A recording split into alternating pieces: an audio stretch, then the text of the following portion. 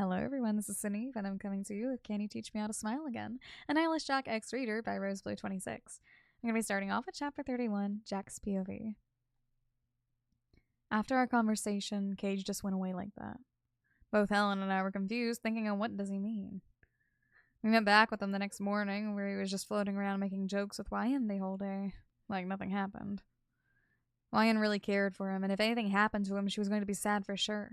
The way he said it seems like he knew something bad was going to happen, and if what they said to us was right, I think we can handle them pretty well. Unless, of course, he suddenly decides to join the group. Then we can just pray for the best. Hey, Jack. Wyan's voice pulled me from my own thoughts as she tugged on my hoodie. Yeah, what is it? I asked her. She frowned. Are you okay? You seem off, she asked, concerned. I just gave her a nod and looked out the window.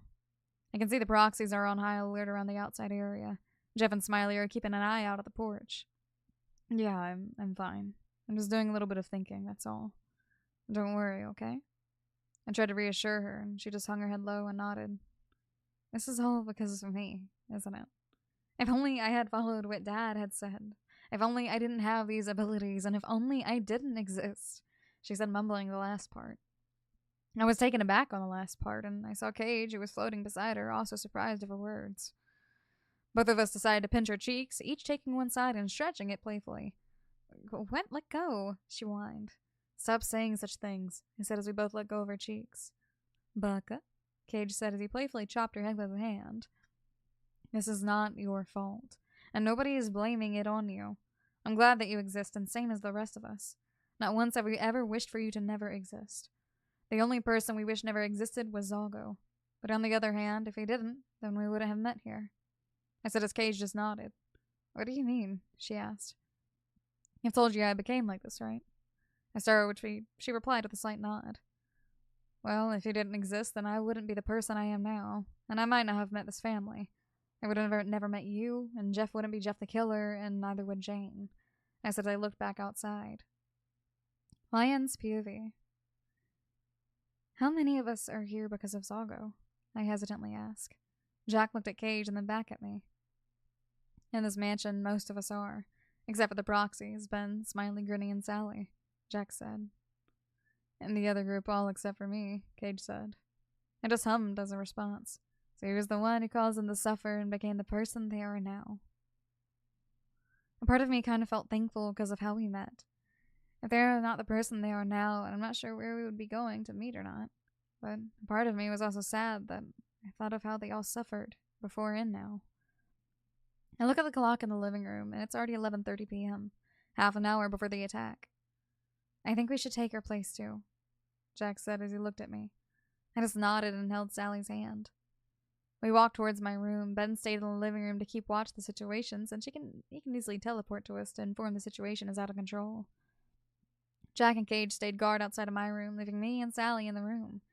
Cage will sometimes just poke his head through to check on us and smile, trying to reassure us. I took my instant camera and gave it to Sally. Sally, can you do me a favor? I asked as I hug her. She nodded slightly. Can you promise me to keep this camera safe no matter what, for me? I continued to plead. She was taken aback a little, but she still nodded her little head. Oh, okay. Me and Charlie can keep the camera safe for you. But why? You're not thinking of going against what Sunday said, right? Besides, I'm sure everything will be okay. We're going to be okay, she said, smiling. But deep inside, I know she was scared. I tried giving her my best smile and I kissed her forehead. Yeah, you're right, but just in case, I'm putting you in charge of keeping my favorite camera safe. I don't want Ben to get close to my camera and use it to take pictures of him. I said with a chuckle, which had lightened her mood a little, as she giggled. I glanced at the clock on the wall, 15 more minutes. I hope everything will be over soon. Puppeteers POV. Alrighty, guys, are you ready? I said with a smirk. Everyone nodded their head and ready with their weapons. Okay, let's. I continued, but paused as I saw Zalgo in his human form at the back of the group. Are you all prepared? He asked. We all nodded our heads. Good, I will join you as well, he said with an evil smile. Well, even the Lord of Chaos is joining the attack. This is something new. I'm sure he just wants to be witnessed by himself, the face of despair showing on their faces. We all went into the portal that connected the realm to the human world. and this is going to be a good time. Chapter 32. Masky's POV. We're keeping our guard as to prepare for any sneak attacks from them. So far, there's nothing yet. There's still another 10 minutes before midnight, and in the middle of the yard, there's Jeff, Smiley, Jane keeping guard, while Toby, Clockwork, LJ, and Bloody Painter look out from the backyard. All of us are tense, and I just hope things will go our way. Slenderman's POV. I teleport to Wyan's room to check on her and Sally. I saw Sally sitting on her lap with Grinny sleeping beside her. Are you two doing okay? I asked them. Both of them nodded their heads in silence. Don't worry, everything's going to be okay. You just have to trust us, okay? I continued to comfort both of them. Okay, Cindy, Sally spoke up, giving the best smile she could muster. I patted both of their heads before heading outside to talk with Jack and Cage.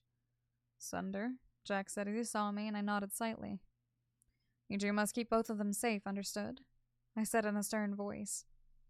Jack nodded his head as a reply, while Cage just gave me a thumbs up. I teleported to the living room and met with Ben. Anything? I asked. No, I still haven't detected anything suspicious, Ben said as he was messing with his laptop, checking the others outside and inside of the mansion through the cameras he installed this morning. They're here. Everyone get ready. Suddenly, Masky's voice broke the silence as he talked from the earpiece that Ben had provided to all of them. Okay, all of them responded. It's starting now. I teleported outside of the front yard as to greet our visitors. And from the circle of fire, there we saw they all walked through it one by one. Everyone had gathered at the front yard. The last person that came out from the circle made us all tense. There he was standing, all proud and smiling evilly in his human form. None other than Zago himself. And it seemed that things are going to be complicated after all. Jack's POV. I was keeping guard at the door when I heard Ben gasp. What's wrong, Ben? I asked through the earpiece. Cage kept silent as I listened to what was going on. And suddenly Ben's voice broke the silence as he said in a low voice. He's here. Zago is here. And by hearing his name enough to make us tense. No way, is he serious on taking her away from us? Both of us glanced at each other and nodded.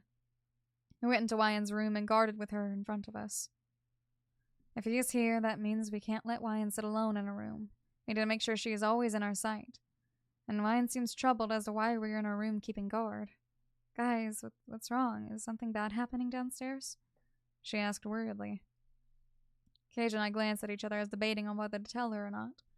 And Cage let out a sigh. He is here, Zago, Cage explained. Wyan's POV. I gasped as I heard his name. No, it can't be. He really wants to take me away. I mumbled to myself. The thing that we all have been hoping to not happen is now happening. There's going to be a bloodbath here if he decides to join the attack team instead of just observing. Wyan, keep to yourself together. Don't worry, we'll protect you. I'll protect you and Sally at all costs, Jack said, growling a little in the last part.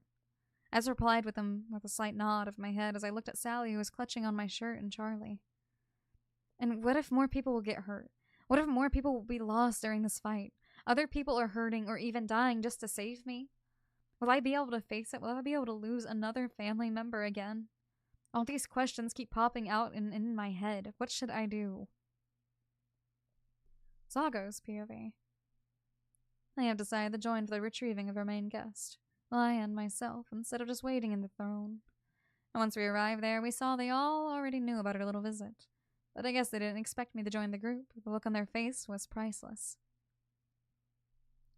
I didn't expect our visit to have a very warm welcome, I said with a demonic voice in the last part. Slenderman teleported to the front of his group as if to protect them from me. To protect them from me? Who does he think he is? A smirk crawls across my face as I saw his reaction. I didn't expect to see you here, Bloody Painter, or should I call you traitor? Puppeteer hissed. I looked at where he was looking, and indeed there, standing among the Slenderman's posters, is the one and only Bloody Painter. So this is where both of them have gone to. Go away now, he said in his little static, demonic voice. How cute, I thought. You think you could just tell me to go away, just like that? Now, no need to rush. We will take our leave after we take her with us, I said as I shift into my half-demon form. That is the end of those two chapters. The chapter after that one is chapter 33, starting with Cage's POV. Let me know how you guys felt about that, and I will see you guys in the next video. And until next time, I hope you guys enjoy. Bye-bye.